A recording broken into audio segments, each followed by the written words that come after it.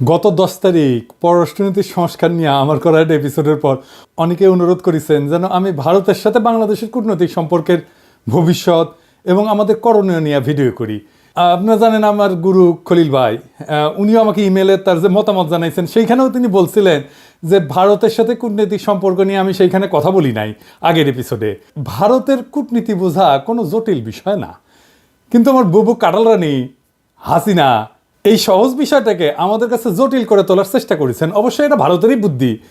তিনি নাকি ভারতকে যা দিছেন তা তারা সারা জীবন মনে রাখবে, তাই না? হ্যাঁ, দেখেছেন তো কি দিছে আর আমরা কি পাইছি তা আজকে দেখব। এই ভিডিওটা শুধু আমাদের সরকারের জন্য না, কূটনীতিকদের জন্য না, বরং কৃষক, ছাত্র, জনতা সহ বাংলাদেশের সকল নাগরিকের জন্য গুরুত্বপূর্ণ। কেন? কারণ আমাদের একমাত্র শত্রু হইল ভারত। জি না, আমরা একা তাকে শত্রু জ্ঞান করি না, তারাও আমাদের শত্রু বলেই মনে করে। এই শত্রু শত্রু খেলা তারাই শুরু করেছে, আমরা শুরু করি নাই। এটা আমার অনুমান না, আজকে প্রমাণ করবো এবং সবাইরে জানাবো প্রমাণ সহকারে। না হইলে বিপ্লবকে ব্যর্থ করার যেসব চেষ্টা ভারত করবে তা মোকাবেলা করা আমাদের দিয়ে সম্ভব হবে না। গত 16 বছর হাসিনা যেভাবে আমাদের সরকারের সব দপ্তরে ভারতের স্থানীয় দালালদের ঢুকাইতেছে, তাতে আমাদের জন্য নতুন করে সব ঢেলে সাজানো ছাড়া কোনো গতি নাই। যাই হোক, অনেক কথা আছে, তাই চলেন প্রথমেই দেখে নিই ভারতের কূটনীতিক দর্শন কি বলে। তারা কিভাবে আমাদের দেশটাকে দেখে, তারা কিভাবে কূটনীতিকে দেখে, কূটনীতি তাদের কাছে কি। ভারতের কূটনীতিতে চাণক্য, কৌটিল্যকে তাদের মন্ত্রগুরু বলে মনে করে। এই কৌটিল্য হলো খ্রিস্টপূর্ব 300 শতাব্দীর দিকে ভারতবর্ষের রাজা চন্দ্রগুপ্ত মৌর্যের প্রধানমন্ত্রী। তিনি রাষ্ট্র পরিচালনার উপর একটা বই লিখেছিলেন অর্থশাস্ত্র নামে। এই বইটা প্রায় দ্বাদশ শতাব্দী পর্যন্ত প্রাচীন ভারতে ব্যবহার করা হইতো। তবে ভারতে মুসলিম সাম্রাজ্যের বিস্তারের পর থেকে এই বইটা কেউ আর খুঁজে পাই নাই। মুসলমান শাসনকর্তারা ভারতের প্রাচীন ফিলোসফিকে জয় বাংলা করে দিছিল। যাই হোক, পরে 1905 সালে আবার সবার অজানা এই মাস্টারপিস ভারতের একজন কৃষক উদ্ধার করছিল এবং একজন সাধারণ ব্রিটিশ সেই বইটা ভারতে সংরক্ষণ করার ব্যবস্থা করে। আর বর্তমানে এই অর্থশাস্ত্র, কৌটিল্যের অর্থশাস্ত্র ভারতের প্রধানমন্ত্রী মোদী, পররাষ্ট্রমন্ত্রী জয়শঙ্কর থেকে শুরু করে অনেক নতুন পুরানো নেতার রাজনৈতিক আদর্শে পরিণত হয়েছে। ভারত আবার কৌটিল্য ইকোনমিক কনক্লেভ করার মাধ্যমে এই দর্শন সবার কাছে খাওয়াইতে চায়, দেখাতে চায় এটা আমাদের অরিজিনাল জিনিস, বুঝছাও। এটা ইন্টারেস্টিং গল্প বলি এই কৌটিল্য প্রসঙ্গে। চন্দ্রগুপ্ত মৌর্যকে কৌটিল্য মানে তার প্রাইম মিনিস্টার সামান্য পরিমাণে খাবারের সাথে একটু একটু করে আর্সেনিক মিশাই দিত, মানে সে বিষ যেটাকে বলে। কেন? উদ্দেশ্য ছিল যে একটু একটু করে বিষ খাওয়াইলে তার শরীরে বিষের বিরুদ্ধে একটা প্রতিরোধ ক্ষমতা গড়ে উঠবে, যাতে শত্রুরা তাকে বিষ প্রয়োগে হত্যা করতে না পারে। এটা কিন্তু খুব সাইন্টিফিক, কারণ আধুনিক চিকিৎসা বিজ্ঞানও মিথ্রিডাটিজম বলে একটা শব্দ আছে। এর মাধ্যমে অল্প অল্প মাত্রা বিষ গ্রহণ কইরা বিষের প্রতি প্রতিরোধ ক্ষমতা গড়ে তোলা সম্ভব। ঠিক যেভাবে অ্যান্টিবায়োটিক রেজিস্ট্যান্স হয় না ব্যাকটেরিয়ার, জীবাণুর, ওই রকম আর কি উঙ্কা। তো কথিত আছে যে একবার চন্দ্রগুপ্ত মৌর্যের রানী দুর্ঘটনাক্রমে ওই খাবারটা একটু খেয়ে ফেলে, আর্সেনিকযুক্ত খাবার। রানী তখন সন্তান সম্ভবা ছিলেন, তো বিষের প্রভাব থেকে তার অনাগত সন্তানদের বাঁচানোর জন্য রানীর পেট চিরা কৌটিল্য শিশুকে বাইর করছিল। এটাই হইতেছে ইতিহাসের প্রথম সিজারিয়ান সেকশন, বুঝাও। এই ছেলের নাম হইতেছে বিন্দুসার। বিম্বিসার না আবার কলে বিন্দুসার। বিন্দুসারের ছেলে হইতেছে সম্রাট অশোক। বুঝা গেছে? জীবনানন্দের বর্ণনাটা সেন যখন পড়ি না, উটি লেখা আছে না, বিম্বিসার অশোকের ধূসর জগতে সেখানে ছিলাম আমি। এই বিম্বিসার অশোক বইলা একটা ধাঁধা লাগাই দেন কিন্তু জীবনানন্দ। বিন্দুসার অশোক হইলে পিতা পুত্র হইতো, তাই না? এটা না করে একটা টুইস্ট দিছে বিম্বিসার কইয়া। এখানে এসে মনে হয় আসলে কি ঠিক পড়তেছি না ভুল পড়িছি না, তো সেই সময়টা ধূসর হয়ে যাওয়ার জন্য এরকম হয়েছে নাকি, বুঝাও। কি সুন্দর, এটা কাব্যিক একটা মোহের মধ্যে ফেলা দেয়, বুঝেছেন? জীবনানন্দের এটা কলে মুন্সিয়ানা। তো আমার কাছে ওই যে পাখির নীরের মতো চোখ তুলে নাটোরের বনলতা সেন এই লাইনের চাইতে ওই যে বিম্বিসার অশোকের ধূসর জগতে এই লাইনটা আরো বেশি কাব্যিক বলে মনে হয়। যাই হোক, কাব্যবাদ দিই, হ্যাঁ, আসল আলাপে আসি। কেন কৌটিল্যের অর্থশাস্ত্র সম্পর্কে আমাদের জানা এবং বোঝা জরুরি। ভারত আমাদের শত্রু রাষ্ট্র না বন্ধু রাষ্ট্র? এই প্রশ্ন সবাই করলেও কোনো রাজনৈতিক দল কখনোই সরাসরি উত্তর দিতে স্বাচ্ছন্দ্য বোধ করে না, ভয় পায় আর কি, কখন ভারত তাদের গদি নড়ায় দেয়। তাই বলে সবাই যে কবে যে ভারত আমাদের বন্ধু রাষ্ট্র তা কলে না। এটাই আমাদের সমাজে ইনশাল্লাহ বলার মতোই সত্য। হাসিনা বাবুর আমলে তো ভারতকে বন্ধু বলাটা একটা ফ্যাশন ছিল। বাংলাদেশের কোনো জাতীয় অর্জনে ওই ভারতের প্রধানমন্ত্রী রাষ্ট্রপতি থেকে শুরু করে মন্ত্রী মুখ্যমন্ত্রী আগমন খুব কমন ছিল না, সাধারণ ঘটনা ছিল না। কিন্তু হঠাৎ কি হইলো যে ময়ূক পাগলা হইয়া গেল। এই যে দেখেছেন এডিটর সাহেব, এটা দেখান না, ওই তিরিং বিরিং করে লাফায় না, দেখান না। হুক করলে তারেক হেভি ঠাপাইছে, ওই যে গণ অধিকারের তারেক, বুঝাও। আর তারেকের ভিডিওটা দেখা, তারেক কি কইছিল যে জামাতকে আপনার পাশাত কামড় দিছে, দেখান না ওইটা। আরে বাবর কে? বাবর কে? কে? বাবর ভারতের বাপ। হ্যাঁ, বাবর ভারতের বাপ। আর আর আচ্ছা ঠিক আছে, ঠিক আছে। সমস্যা কি বলেন তো? আমার আমার আমার আমার সমস্যা হচ্ছে জামাতি এবং জেহাদিরা। বন্ধ করতে পারবেন? কেন জামাতিরা আপনার পাশে কামড় দিয়েছে বলেন? বিজেপির নেতারা উল্টা পাল্টা বলা শুরু করলো। এই দেখেন, ভিডিও দেখেন।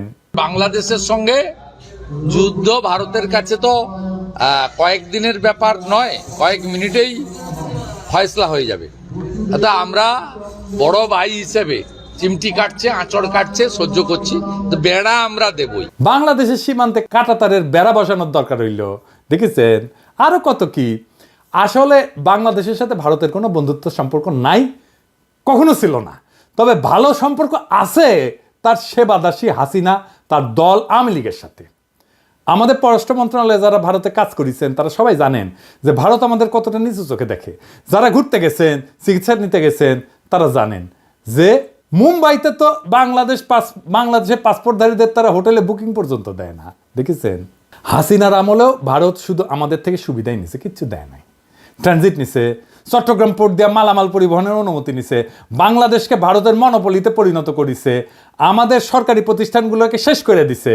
বিনিময়ে আমরা কি ওই মুজিবের আমলে স্বাক্ষর করা ফারাক্কার ন্যায্য পানির হিস্সা পাইছি?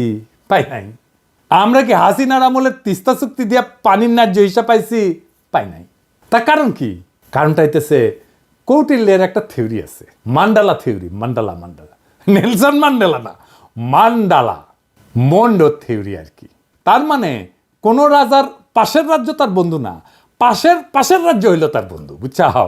চলেন একবার ম্যাপ দেখে আসি। ভারতের আশেপাশে যত রাষ্ট্র আছে তার মধ্যে একমাত্র বাংলাদেশের সাথে তার কথিত বন্ধুত্ব ছিল, মানে একমাত্র সেবাদেশী হাসিনার মাধ্যমে সে বন্ধুত্ব ছিল। কিন্তু পাকিস্তান, নেপাল, ভুটান, শ্রীলঙ্কা, মালদ্বীপ, এমনকি মিয়ানমারের সাথে ভারতের অত ভালো সম্পর্ক না, তাই না? বন্ধুত্ব নাই। বাংলাদেশে ভারত প্রভু তার সেবাদাসী হাসিনাকে একটা চুষনি দিয়ে বুঝ দিছে, ওই যে তো বন্ধু। এটাও আসলে একটা কৌটিল্য মতে ভারতের পররাষ্ট্রনীতির একটা অংশ কলে। এটা আমরা দেখমুনি, হাসিনা ফাসিনা কিছু না।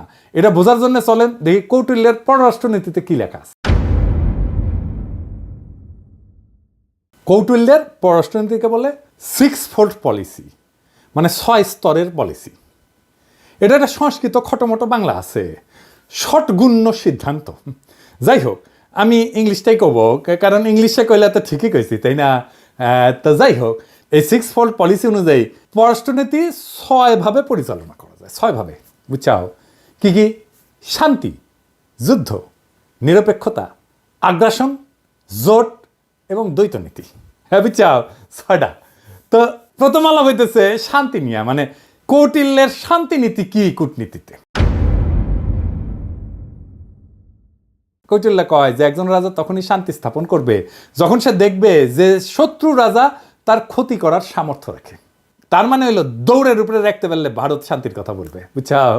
2001 সালে রৌমারিতে সীমান্তে আমাদের তৎকালীন বিডিআরের মাইরের কথা মনে আছে না? এডিটর সাহেব মাইর হবে, মাইরের সাউন্ড হবে। কেমনে তাদের বিএসএফকে আমাদের বিডিআর জওয়ানেরা দৌড়ের উপরে রাখিছিল, মনে আছে না? হ্যাঁ, তো তখন ভারতের অনেক সৈন্য মারা গেলেও ভারত কিন্তু আমাদের সাথে শান্তি স্থাপন করেছিল, কারণ তারা বুঝেছিল যে বাংলাদেশ তাদের দৌড়ের উপরে দাবরানির উপরে রাখতে পারে। তাইলে ইন্ডিয়ার সাথে শান্তি স্থাপনের একমাত্র পথ হইতেছে, একমাত্র রাস্তা হইতেছে ওরা দাবরানির উপরে রাখা। আর একটা উদাহরণ দিই, 1962 সালে ইন্দোচীন যুদ্ধে চীনা সেনারা ভারতের সেনাদের নাকানো জমিতে খাইছিল, একটা অংশ দখল করে নিয়েছিল। ভারত তখন দ্রুত নাকে খত দিয়া চীনের সাথে শান্তি স্থাপন করেছিল, কারণ ভারত জানতো যে চীনকে আক্রমণ করলে তাদের খবর আছে, বুঝেছাও? তার মানে ওরা যত দাবরানির উপরে রাখবেন ও শান্তি শান্তি করে আপনার কাছে আসবে। 1 নাম্বার সূত্র কয়া দিলাম। তাই আমাদের সেনাবাহিনীর সাহস নিয়ে লড়াই করার কিছু ডেমো ভারতকে দিয়ে দিতে হবে। আমরা অলরেডি একটা ডেমো দিছি যখন নতুন করে বর্ডারে কাঁটাতার লাগাইতে গেছিল না, কিন্তু এটা তেমন কোনো ডেমো হয় নাই। এটা আরেকটু ভালো করা লাগবে আর কি। আবার ফাইজলামি করলে না, রৌমারির কথা মনে করাই দিতে হবে, কলে মাথায় ঢুকাই দিতে হবে যে ভারতকে দৌড়ের উপরে রাখলে তারা শান্তির কথা বলবে। ওর তত্ত্ব দিয়াই ওরে মাইর দিতে হবে। ও কেমনে কূটনীতি চালায়, ওর কূটনীতির মাইন্ডে কি কাজ করে সেটা বুঝা ওর মতো যদি কাজ করেন তাইলে কেস ফতে। এবার আসেন যুদ্ধনীতি। কৌটিল্যের যুদ্ধনীতি কি? কৌটিল্যের মতে একজন রাজা তখনই যুদ্ধের জন্য আক্রমণ করবে যখন দেখবে যে তার অবস্থান শত্রুর চেয়ে শক্তিশালী। কথা সত্য। এই যে 1971 সালের কথাই ধরেন না, পাকিস্তান যখন আমাদের আক্রমণ করলো তখন ভারত আমাদের সাথে এসে সাথে সাথে যুদ্ধ করে নাই। তারা দেখিছে যে আমাদের মুক্তি বাহিনী কতটুকু যুদ্ধ করতে পারে। যখন মুক্তি বাহিনী আমাদের পাইরা ফেলাইছে না পাকিস্তানি বাহিনীদের, যখন দেখেছে যে মূল কাম সাইরা ফেলাইছে, তখন 3রা ডিসেম্বর 71 সালের মুক্তিযুদ্ধের শেষের মাত্র 13 দিন আগে যৌথ কমান্ড গঠন করিয়া মুক্তিযোদ্ধাদের ক্রেডিট নিয়ে বাংলাদেশকে স্বাধীন করিয়া দেওয়ার ক্রেডিট নিয়ে নিছে। বুঝছাও? এটা হইল ভারতের চামবাজ যুদ্ধনীতি। এরা তখনই যুদ্ধ করবে যখন তারা বুঝে যে তাদের জেতার সম্ভাবনা 100%। অনেকেই জানেন যে শেখ মুজিবের বান্ধবী যে ইন্দিরা গান্ধী, সেই সময়ের ভারতের সেনাপ্রধান জেনারেল মানেকশকে জুন মাসে কইছিলেন যে এই যুদ্ধ শুরু করতে, কিন্তু রাজি হন নাই। কারণ তখন বাংলাদেশে বর্ষাকাল এবং তাদের সেনারা বাংলাদেশে বর্ষায় যুদ্ধ করলে পাকিস্তানের কাছে গোয়ারা আসবে। সত্যি কথা, আমার কথা না, মানেকশর কথা। তার মুখে শুনেন দাও কি কইছে, এডিটর সাহেব শুনে দেন। And if I were to go in, I guarantee you 100% defeat. I said to Mrs. Gandhi, will you now give me your orders? And she, all right, cabinet would meet again at 4 o'clock. So everybody started walking out, I being the junior one. A smile on my face as I was going out. She said, Chief, stay behind. So I said, Prime Minister, before you open your mouth, shall I send in my resignation on grounds of health, mental or physical? And she said, oh, sit down, Sam, tell me. Everything you told me is the truth. I said, yes, everything I've told you is the truth. I said, it's my job to fight to win, not to lose. And she smiled at me, she said, all right, Sam, you let me know when you're ready. এই যে 13 দিন যুদ্ধ করেছিল, যুদ্ধের পর যে লুটপাট শুরু করেছিল, সেই সময় কিছু বীর সেনা অফিসারের কারণে ঠিক মতো করতে পারে নাই। মেজর জলিলের কথা মনে আছে, সে বাধা দিছিল, তারে গুম করে ফেলছিল। ওই সময় যে করতে পারে নাই লুটপাটটা, এটা গত 53 বছর ধরে পোষায় নিছে ইন্ডিয়া। তাই আমাদের সশস্ত্র বাহিনীকে মনে রাখতে হবে যেন ভারত কখনো এমন সুযোগ আছে বলে ভুলও না করে। প্রফেসর ইউনূসের সেনাবাহিনীর শীতকালীন মহড়ায় যাওয়ার ব্যাপারটা অনেকটা সেই রকম। আমি খুবই পছন্দ করেছি এটা। অনেকে না বুঝলেও আমাদের সবার শ্রদ্ধেয় প্রফেসর ইউনূস স্যার বুঝতে পারিছেন যে এই মহড়ার কত গুরুত্ব। এইসব মহড়া ঘন ঘন করতে হবে, বুঝছাও?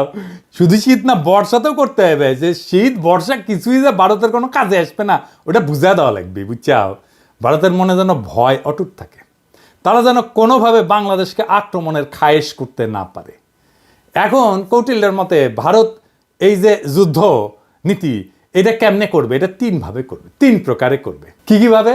এটা হইতেছে সরাসরি যুদ্ধ, এটা হইতেছে গোপন যুদ্ধ, কিছু কথা থাক না গোপন, আর এটা হইতেছে অঘোষিত যুদ্ধ, মানে ঘোষণা না দিয়া যুদ্ধ, বুঝছাও? ভারত আমাদের সাথে সরাসরি যুদ্ধে যাবি না, ওই সাহসী নাই। ওই যে বুঝিছে না, এখানকার পোলা পাইন এবং বন্দুকের সামনে বুক পাইতা দেয়, তারপরে নড়ে না। তো এর সাথে যুদ্ধ করা যায়। তারা কি যুদ্ধ করবে? গোপন এবং অঘোষিত যুদ্ধ তারা সবসময় করে আসতেছে এবং এটা করে আসবে। চলেন দেখি সেটা কিভাবে করবে। গোপন যুদ্ধ হইলে সেটা সেই পন্থা যেটা দ্বারা ভারত আমাদের একদিকে আক্রমণের আশঙ্কা তৈরি করবে আর আমাদের সেনাদের সেই দিকে ব্যস্ত রাখবে, কিন্তু ভারত আমাদের আক্রমণ বা ক্ষতি করবে অন্য দিক থেকে, বুঝছাও? মাথায় ঢুকে নাই, তাই না? ধরেন আমাদের দক্ষিণে তো আরাকান রাজ্য, একটা নতুন রাখাইন দেশ হওয়ার সম্ভাবনা আছে, তাই না?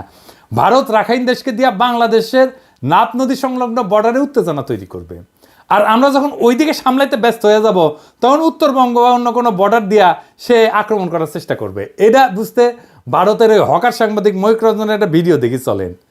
সে কইতেছে যে বাংলাদেশের চিকেন নেক নিয়ে নিলে ভারত ফেনী দখল করিয়া চট্টগ্রামকে আলাদা করে দিবে। শুনেন। এটিকে বলা হয় বাংলাদেশের চিকেন স্নেক। বাংলাদেশের এই চিকেন স্নেক অবরুদ্ধ করতে ভারতের সময় লাগবে 5 মিনিট।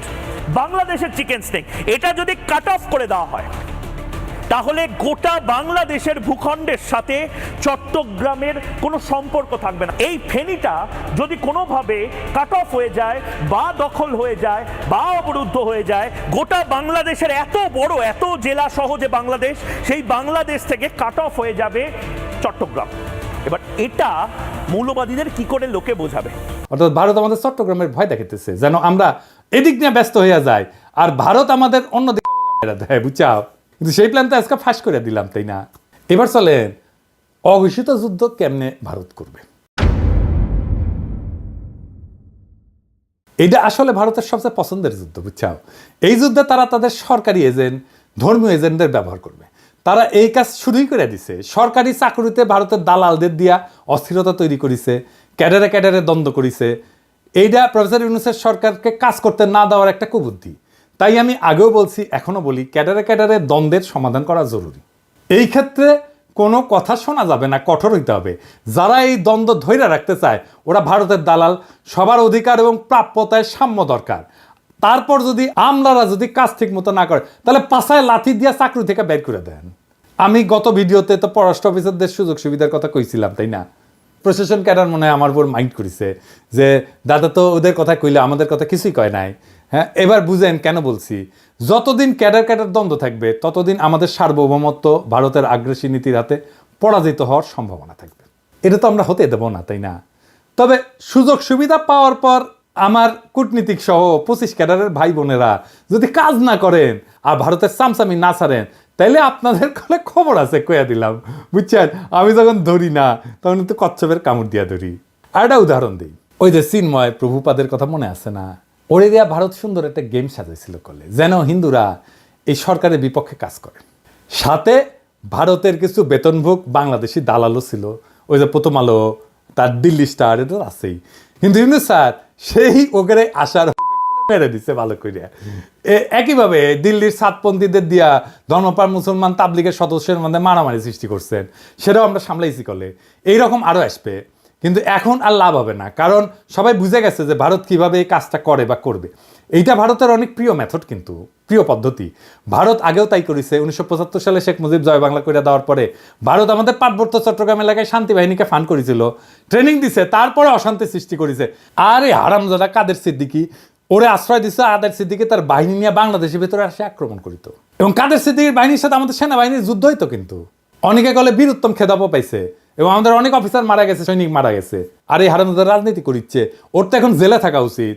আবার দেখেন, ওই যে শেখ মুজিব জয় বাংলা হওয়ার পরে যে শান্তি বাহিনীকে ফান্ড করেছিল না ইন্ডিয়া, আবার যখন কাঁঠাল রানী 1996-তে ক্ষমতা এসেছে তখন ইন্ডিয়া আবার ওই সমস্যার সমাধান করে দিছে 1997 সালে, যেন আওয়ামী লীগ বাহবা পায় আর বাংলাদেশ তাদের হুকুমের দাসী হাসিনা দ্বারা পরিচালিত হয়। একই কাজ তারা শ্রীলঙ্কায় করেছে তামিল হিন্দুদের নিয়ে, নেপালে করেছে মাওবাদীদের নিয়ে, পাকিস্তানে বেলুচিস্তানেও একই গল্প। বাংলাদেশে যেন তারা এই কাজ করতে না পারে সেই দিকে লক্ষ্য রাখতে হবে। বর্ণ, গোত্র, ধর্ম নিয়ে যারা লাভ দেবে, ঝামেলা করার চেষ্টা করবে, ইসলামকে বাংলাদেশে বিতর্কিত করার চেষ্টা করবে, এরা সবাই ভারতের দালাল, এটা মাথায় রাখতে হবে। এবার দেখি কৌটিল্যের নিরপেক্ষতা কূটনীতি কি। কৌটিল্য কাছে যদি কোনো রাজা মনে করে যে তার শত্রু রাষ্ট্রের ক্ষমতা তার সমান এবং এই ক্ষমতার সাম্য তাদের পারস্পরিক ক্ষতি হইতে বিরত রাখে, তবে রাজা সেই রাজ্যের প্রতি নিরপেক্ষ থাকে। মজার কথা মানে হইল, ভারত যদি মনে করে বাংলাদেশ তাদেরকে জয় বাংলা করে দিতে পারে যে কোনো সময়, তাইলে ভারত আমাদের সাথে নিরপেক্ষ আচরণ করার সিদ্ধান্ত নেবে। এই ধরেন 5ই আগস্টের পর আমরা যখন ইলিশ দেওয়া বন্ধ করেছিলাম তখন ভারতের বাহাদুরি কিন্তু শেষ হয়ে গেছিল। তো ওরা তখন আমাদেরকে তেল দিয়া, কালারানির প্রতি প্রেম কিছুটা বিসর্জন দিয়া আমাদের থেকে ইলিশ নিচ্ছে, আমরা দিছি। যদিও এই সিদ্ধান্তটা আমাদের অনেকে পছন্দ হয় নাই, কেননা আমরা সেই সিদ্ধান্ত বুঝে নিছি কিনা জানি না। তবে এখন এইসব চাল আমাদের বুদ্ধি করে চলতে হবে। ভারতকে বুঝাই দিতে হবে যে 1971 সালে আমাদের সহায়তা করার প্রতিদান অনেক গুণে আমরা দিছি। এখন আমরা আমাদের ন্যায্য পাওনা আদায় না করে আপনাদের কিছু দিব না। আর একটা উদাহরণ দিই, 2008 সালে যখন মুম্বাইতে আক্রমণ হয় না, ওই যে তার দায় কলে ভারত পাকিস্তানকে দিছিল, অনেক হম্বিতম্বি করেছিল, কিন্তু তারা পাকিস্তানে কোনো সামরিক আক্রমণ চালায় নাই। এর কারণ হইল পাকিস্তান একটা নিউক্লিয়ার শক্তি, ওরে আক্রমণ করলে ভারত জয় বাংলা হয়ে যাবে, এটা ভারত বুঝে, তাই তারা হাক ডাক দিয়া চুপ ছিল। বুঝা গেছে ব্যাপারটা? শক্তিতে সমান সমান টক্কর দিতে হবে, টক্কর দেওয়ার ক্ষমতা, আমার টক্কর দেওয়ার ক্ষমতা আছে, এইটা বুঝাই দিতে হবে। এবার আসেন কৌটিল্যের আগ্রাসন নীতি। কৌটিল্যের দর্শন মোতাবেক একজন রাজা যখন নিজের শক্তি বৃদ্ধি করে তখন সে শত্রু রাজ্যকে আক্রমণের প্রস্তুতি নেয়। এটা কিন্তু ভারত খুবই মানে হইল যে এটা ভারতের পছন্দের একটা মেথড, এইভাবে সে মাপে অন্যরে। এই যে ধরেন রৌমারির কথা, 2001 সালে রৌমারিতে ভারতের সেনারা আমাদের জয় বাংলা হওয়ার পরে ভারত কিন্তু চুপ ছিল, কারণ আগেই বলছি এরপর আমাদের বুবু যখন 2008-এ 111-এর নকশা ক্ষমতা আসে, তার কয়েকদিনের মাথায় ভারতের প্রতিশোধ নেয় বিডিআরে হত্যাকাণ্ড কইরা, 57 জন সেনা অফিসারকে হত্যা কইরা। শুধু তাই না, বিডিআরের গৌরবময় ইতিহাস যেন বাংলাদেশে না থাকে, তাই তারা কাঁঠাল রানীকে দিয়ে নাম পরিবর্তন কইরা বিজিবি বানায়, পোশাক বদলায়। দেখেন হাসিনার দাসত্ব। আমরা যেহেতু এটা এখন বুঝে গেছি, আমরা আবার বিডিআরকে তার আসল নামে ফেরত নিয়ে যাব। বিডিআর নামে পরিচিত হবে, তাদের আধুনিক অস্ত্র দেব, ফেরায় দেব তাদের গৌরবের ইউনিফর্ম। এই নাম শুনলে আর ইউনিফর্ম দেখলে ভারতের 2001 সালের কথা মনে থাকবে, আর পাতলা পায়খানা হয়ে যাবে। এইটা আমাদের প্রথম কৌশল। দেখেন ভারতের সেনাপ্রধানের বক্তব্য। I am in touch with the chief of Bangladesh during the time of when this changeover took place. I was in constant touch with him, and even thereafter, in November 24, we had a video conference also. As far as the military cooperation is concerned, is again going up in the same way. Our officers have moved there for the NDC also. There is no let up on that side. The only thing is, as far as the joint exercise which is carried out, because of the situation as of now, that we have postponed for some time, and as and when the situation improves, that exercise will also go on. When we talk about the relationship we should talk about when there is an elected government. So as of now, the relationship is with the military is well and perfect. 5 আগস্টের পর 5 মাস হয়ে গেল, ভারত তার কোনো মন্ত্রী বা সংস্থা প্রধান কখনো এই ধরনের কথা বলে নাই। আমি আমার আগের ভিডিওতে বলছিলাম যে ভারতের প্ল্যান মোতাবেক সব চলতেছে, এবং এই প্ল্যান মোতাবেক চালাইতেছে ভারতের আরেক সেবাদাস ওয়াকার। আমার কথা অনেকেই বিশ্বাস করেন নাই, অনেকেই আমাকে কইছেন ওয়াকার একটা বিপ্লবের শক্তি। এখন দেখেছেন তো, এখন দেখেন ভারতের সেনা প্রধান বলে তার সাথে নাকি অন্তর্বর্তীকালীন সরকার গঠনের পুরা সময় জেনারেল ওয়াকারের সাথে যোগাযোগ ছিল। অর্থাৎ ওয়াকার সাহেব যখন রাজনৈতিক নেতাদের নিয়ে অন্তর্বর্তীকালীন সরকার গঠনের চেষ্টা করতেছিলেন, তখন তিনি নিয়মিত ভারতের সেনা প্রধানের সাথে যোগাযোগ রাখতেছিলেন। রাষ্ট্রদ্রোহী কাজ করছেন তিনি। ওয়াকার সাহেব হয় আপনি বিপ্লবের স্পিরিট ধরতে পারেন নাই এবং হাসিনার আমলের অভ্যাস 2 দিনে ছাড়তে পারেন নাই, অথবা আপনাকে ভারতের সেনাপ্রধান ফাঁসাইয়া দিছে যাতে বাংলাদেশের সেনাবাহিনীর সর্বোচ্চ নেতৃত্ব বিপ্লবের বিপক্ষে কাজ করতেছে, এটা জনমনে ছড়ায় দেওয়া যায়। এইটা বাংলাদেশকে এবং বাংলাদেশের মানুষের মনোবল ধ্বংস করার চেষ্টা।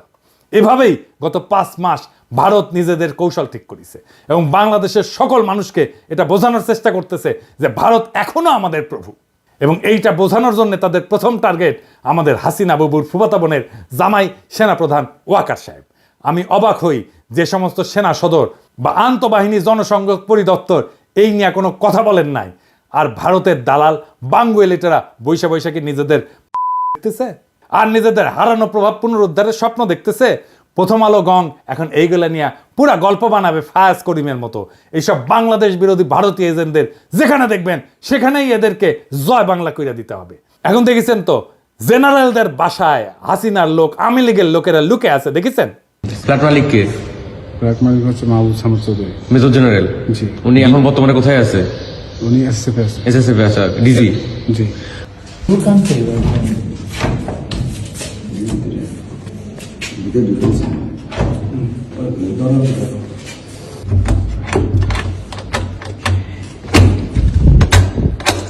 এক্সকিউজ মি, কেউ যদি থেকে থাকেন আসেন, কথা বলেন, বের হন, নাইলে আমরা কিন্তু দরজা ভাঙতে বাধ্য হব। আপনারা যদি ভিতরে কেউ থেকে থাকেন একটু কাইন্ডলি একটু কোঅপারেট করে বের হন, নাইলে আমরা কিন্তু দরজা ভাঙতে ইয়া করব।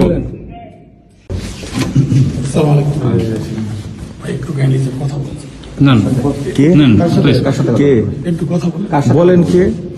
ভাই আমি তো স্যার আসলে সামনে আসেন, সামনে আসেন, সমস্যা নাই। জি, বলেন। মহিলা বন্ধ করে আপনি একটু আসুন।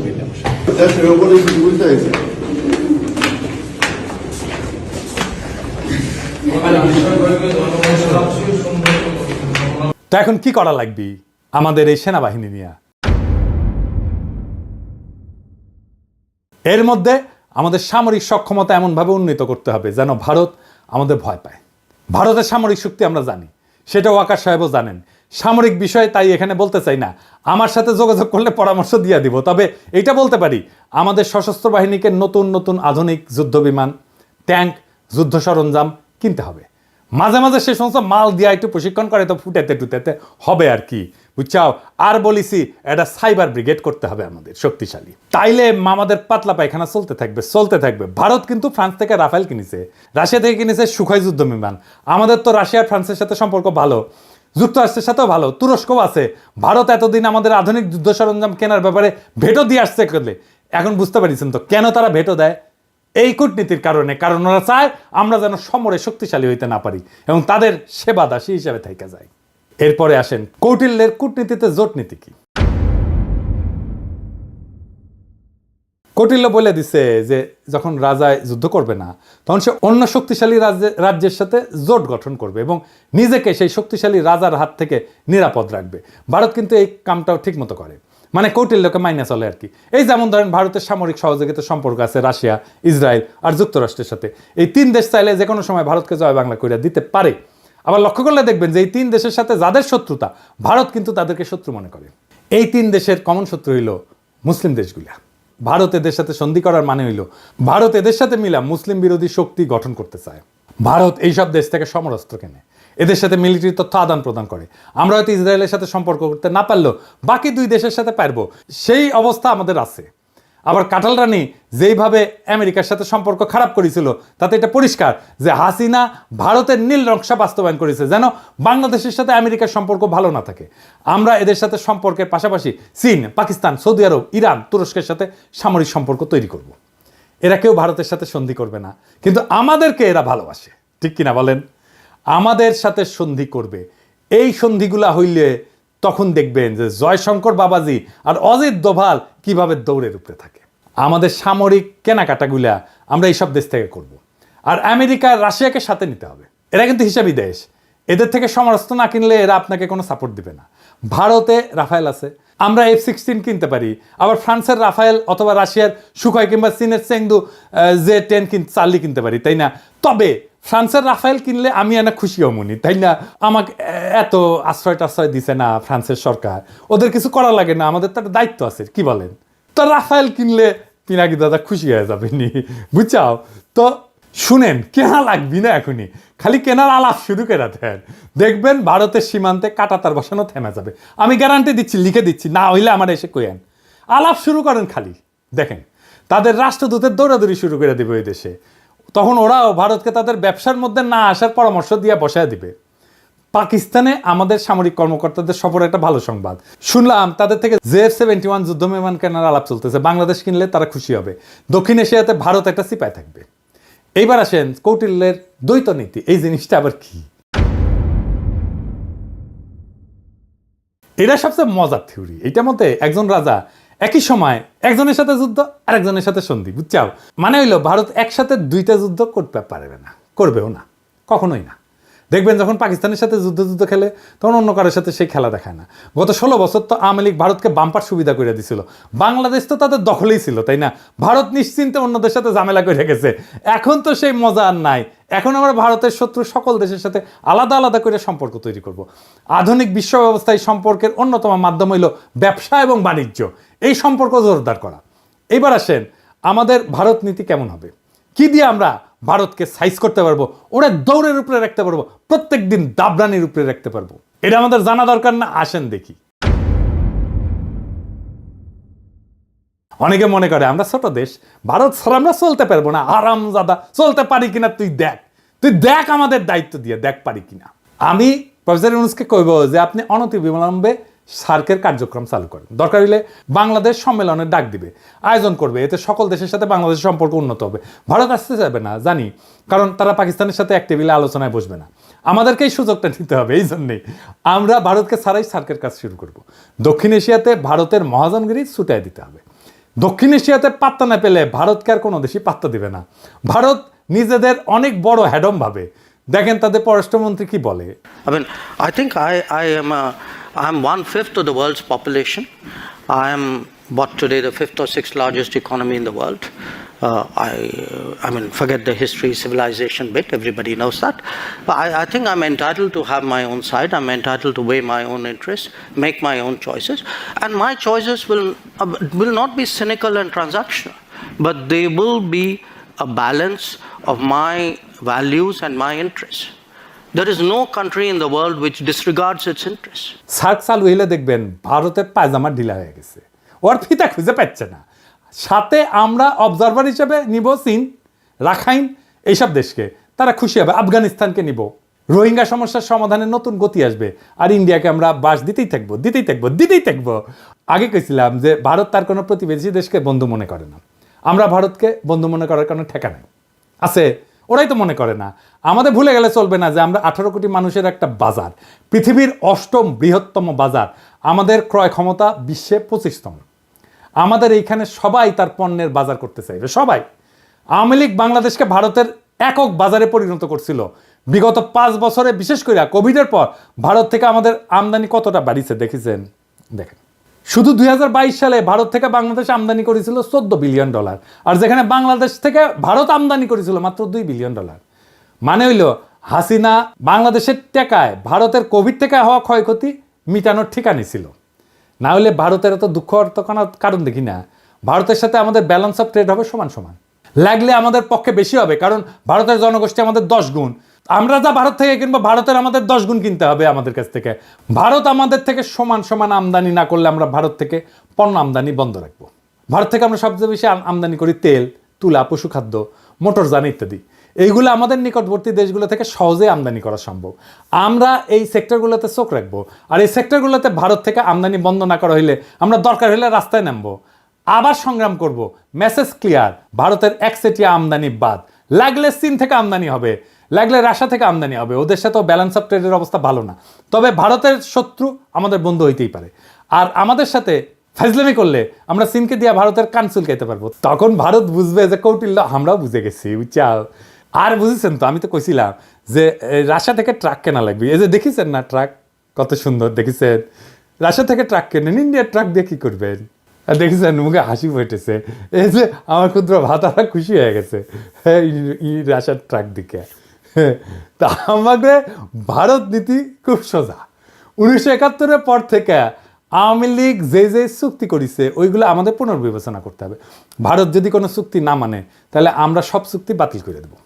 ভারত বাংলাদেশের 64টা অভিন্ন নদীর একটা নদীতে যদি ঠিক মতো পানি না আসে, তাহলে ভারতের ট্রানজিট বন্ধ করে দেওয়া হবে।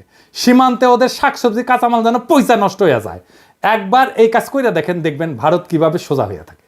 আমরা যেভাবে হাসিনার রেমিটেন্স বন্ধ করে দিছিলাম না, ঠিক সেইভাবে ভারতের বাংলাদেশ থেকে উপরি কামাই যদি বন্ধ করে দেন, তাহলে দেখবেন সোজা। ভারতে কেউ শপিং করবেন না, ভারতে কেউ চিকিৎসা করতে যাবেন না।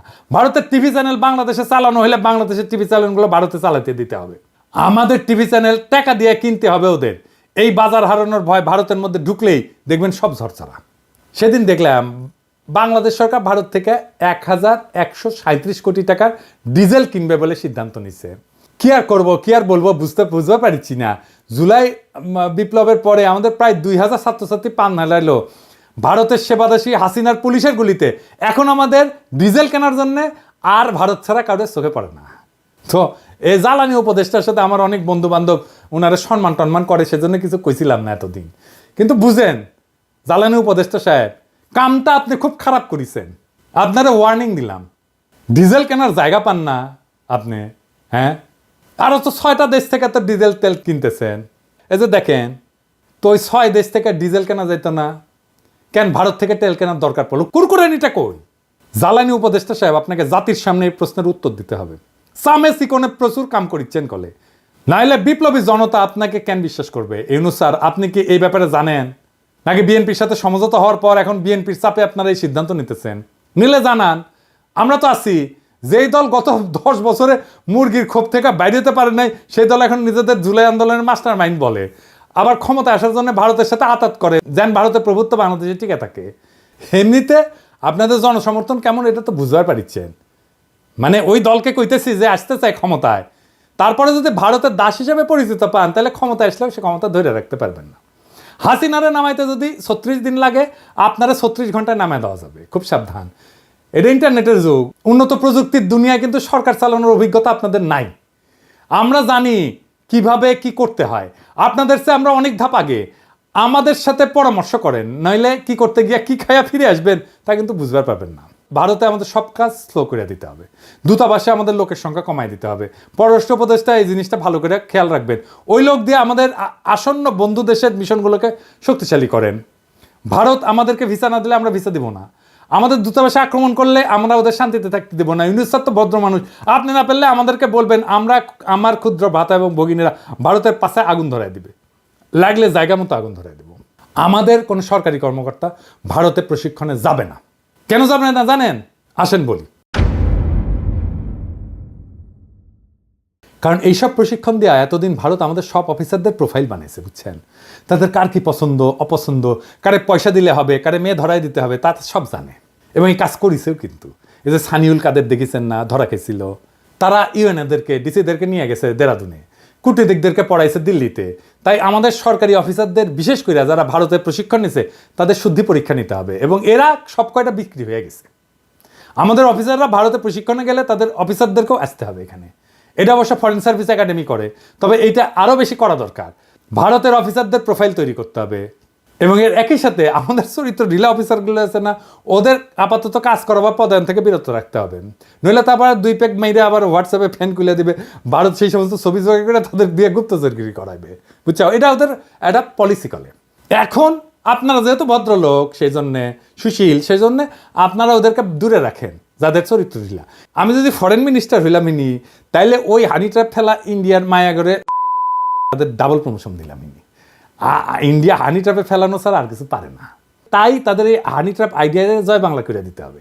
যখন কইতে পারবেন পারলে আরও পাঠা, তোর দেশে মায়েরা আমার কাছে আসে কেন, তুই পারিস না তো আমি তোরে সাহায্য করতেছি, আরও পেটে দিস বান্দা হাজি, সেই দিন তাদের এই অস্ত্র আর কাজ করবে না। তাদের দর্শন, তাদের ফিলোসফি তাদের বিরুদ্ধে প্রয়োগ করা লাগবে। তখন কইবেন যে পিনাকি যা কইছিল তা কতটা সত্যি, যদিও পিনাকি বাংলাত কছে, বগুড়ার ভাষাত কছে, তাও কলে এটা সত্য কইছে। তাই ভারতে আমাদের সকল সরকারি কর্মকর্তার ট্রেনিং বন্ধ, একেবারে ফুল স্টপ। এবার আসেন শেষ কথা। পররাষ্ট্রনীতিতে শেষ কথা বলে কিছু নাই। এক দেশ নিয়ে পলিসি করাটাও বিপজ্জনক। এক দেশের সাথে সম্পর্ক স্থাপন করা শুধু সেই 2 দেশের ব্যাপার না, অনেক বিষয় মাথায় রাখতে হয়।